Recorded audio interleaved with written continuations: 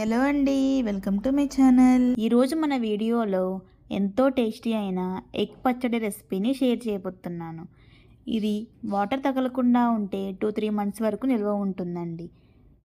ఇంకెందుకు ఆలస్యం, రెసిపీ చూసేద్దాం రండి. దీనికోసం ముందుగా 4 గుడ్లను తీసుకొని ఒక బౌల్లో బ్రేక్ చేసుకొని వేసుకోవాలి. ఇక్కడ నేను తక్కువ క్వాంటిటీలో చూపిస్తున్నాను కాబట్టి 4 గుడ్లను మాత్రమే తీసుకున్నాను. మీకు కావాలంటే గుడ్లను యాడ్ చేసుకోండి. ఇలా ఎగ్స్ అన్నిటినీ బౌల్లోకి బ్రేక్ చేసుకున్న తర్వాత 1/2 టీ స్పూన్ వరకు ఉప్పు, 1/2 టీ స్పూన్ వరకు కారం వేసుకొని బాగా బీట్ చేసుకుంటూ కలుపుకోవాలి. ఇక్కడ ఉప్పు మరియు కారం తక్కువ క్వాంటిటీలోనే తీసుకోవాలి. అదేవిధంగా కారానికి బదులుగా మిరియాల పొడిని కూడా వాడవచ్చు. ఇలా ఎగ్స్ అన్నిటిని బీట్ చేసుకున్న తర్వాత ఆయిల్ రాసుకున్న స్టీల్ గిన్నెలోకి తీసుకొని పక్కన పెట్టుకోవాలి. తర్వాత స్టవ్ మీద మందమైన అడుగు గల ఒక పాత్రను పెట్టుకొని దానిలో 1 గ్లాస్ వరకు వాటర్ని వేయండి. తరువాత ఒక గిన్నెను బొర్లించి మనం ముందుగా బీట్ చేసుకున్న ఎగ్స్ని కూడా పెట్టుకొని మూత పెట్టుకొని 10 నిమిషాల వరకు బేక్ చేసుకోవాలి. 10 నిమిషాల తర్వాత ఇలా బేక్ అయిందో లేదో చెక్ చేసుకోండి. ఇది పూర్తిగా బేక్ అయిన తర్వాత స్టవ్ ఆఫ్ చేసేసి పక్కన పెట్టేసుకోవాలి.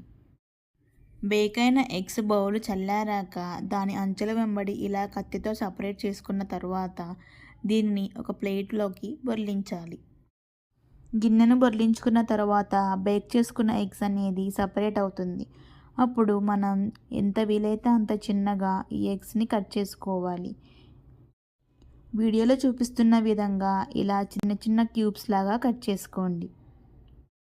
కట్ చేసుకున్న తర్వాత ఈ ఎగ్స్ అనేవి చూడడానికి పన్నీర్ ముక్కల్లాగా మెత్తగా ఉంటాయి. దీనిని ఒక గిన్నెలోకి ట్రాన్స్ఫర్ చేసుకొని పక్కన పెట్టేసుకోండి. తరువాత స్టవ్ మీద ప్యాన్ పెట్టుకొని 2 టేబుల్ స్పూన్ల వరకు మెంతులు, జీలకర్ర, అదేవిధంగా ఆవాలు కూడా వేసుకొని లో ఫ్లేమ్లో అవి దోరగా అయ్యేంత వరకు వేయించుకోవాలి. ఇవి వేగాక స్టవ్ ఆఫ్ చేసి పూర్తిగా చల్లారాక మిక్సీ జార్లో వేసుకొని మెత్తటి పౌడర్లా చేసుకొని ఒక గిన్నెలోకి ట్రాన్స్ఫర్ చేసుకొని పక్కన పెట్టేసుకోవాలి. తరువాత స్టవ్ మీద అదే ప్యాన్లో 5-6 టేబుల్ స్పూన్ల వరకు ఆయిల్ వేసుకోవాలి. ఇది పచ్చడి కాబట్టి ఆయిల్ ఎక్కువగానే పడుతుందండి. తర్వాత మనం ముందుగా కట్ చేసి పెట్టుకున్న ఎగ్స్ని కూడా వేసుకొని గోల్డెన్ బ్రౌన్ కలర్ వచ్చేంత వరకు వేయించుకోవాలి. ఈ ఎగ్స్ని ఫ్రై చేసుకునేటప్పుడు 2 వైపులా తిప్పుకుంటూ ఈవెన్గా ఫ్రై చేసుకోవాలి. ఇలా 10 నిమిషాల వరకు ఎగ్స్ అన్నిటిని ఈవెన్గా ఫ్రై చేసుకోవాలి.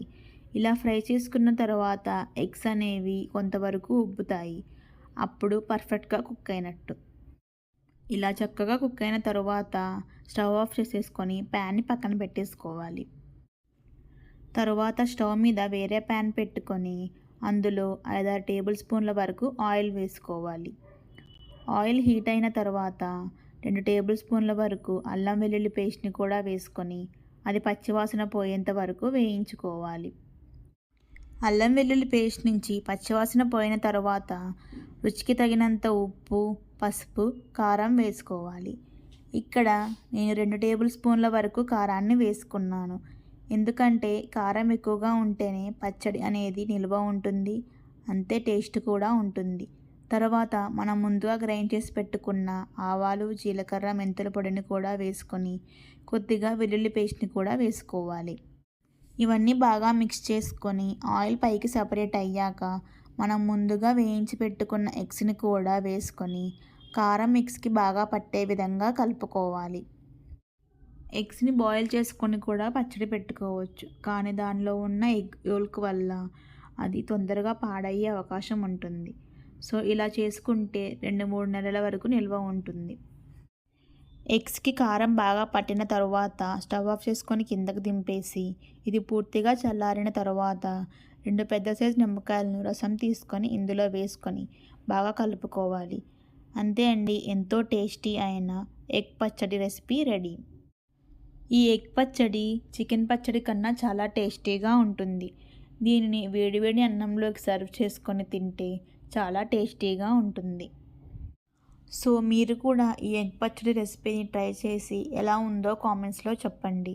ఇలా ఎన్నో రుచికరమైన వంటల కోసం నా ఛానల్ను సబ్స్క్రైబ్ చేసుకోండి. Thank you for watching.